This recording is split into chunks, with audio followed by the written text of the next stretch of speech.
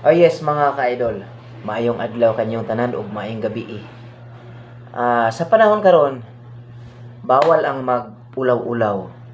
Ayaw ikaulaw nga naa kay utang, ayaw ikaulaw nga naglisod ka. Kay lisod nga magpretenta nga wala ta naglisod, pero muna-muna na di ay. Halos tanang tao karon gisulod ang utang, hasta ang mga kwartahan, grabe na sila utang pod. Nagtumo ang mga dagkong mga negosyo, daghag mga negosyo, daghag kwarta. Nagyapon na sila utang mga ka-idol. Kaya ang utang, gatintal na ang utang mga ka-idol. Ang ilang pautangon, katong mga kasagaran mga daghag kwarta na income kada adlaw kay para makasiguro sila nga makabayad nga mabalik ang ilang kwarta. Ana na siya mga ka-idol. Pero sa punto nga istorya sa panahon karon, ayaw mo kaulaw pangutang. Kay natural ka na.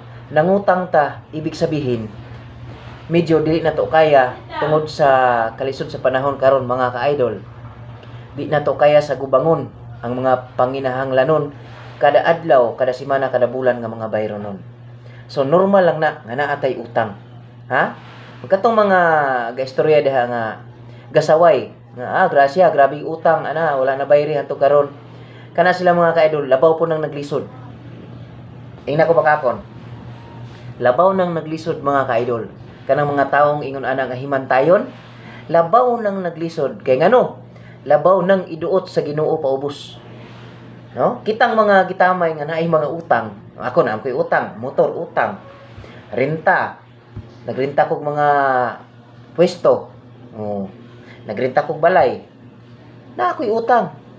Mangutang pa mga ikuksudan sa akong silingan. Ana na siya. Mao na nga sa una maulaw ko nga mangutang, pero dili di ay bagay ikaulaw ang mangutang. Kay number 1 kana nga solusyon ug kasulbaran sa atong mga problema. So mga ka-idol, no? Kung gibiay-biay, kung gitamay ka mo sa imong isig katawo, kay daghan mong utang, naglisod mo, nya nangutang ka, nya ginalibak mo. So iutong na lang kana mga ka-idol, pasagdi na sila. Kay ngano? Sila ang taong maulaw mangutang. Bisag naglisod, no? Ilaha lang gipugan-pugan ang ilahang kaulaw.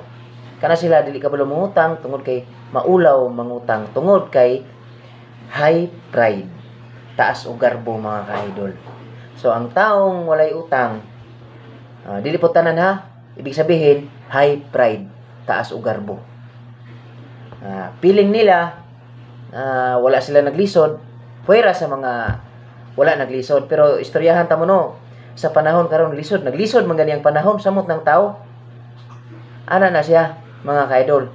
So atong panuntihon mga ka-idol sa karong adlaw, sa panahon karon bawal ang mag-ulaw-ulaw mangutang. Pangutang kutob sa kaya ra bayran. Kung pigado sa pagkaon, hangyo mangutang. Pag makaganar-ganar, bayran ng utang. Magpalit og daghang pundong pagkaon. Kay pag abot na pod sa panahon nga ipit na pod, maura gyapon utang gyapon ta. Para ra gud na kanang nanarbaho ta. Mga ka-idol, simpre mo si tadaan.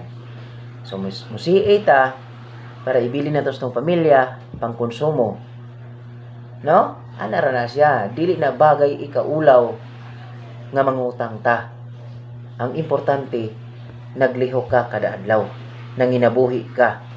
Ayaw pod og utang og sobra nga di nimo kaya bayran, nga kanang mulapas pa sa imong maximum nga income sa imong trabaho o sa imong skills.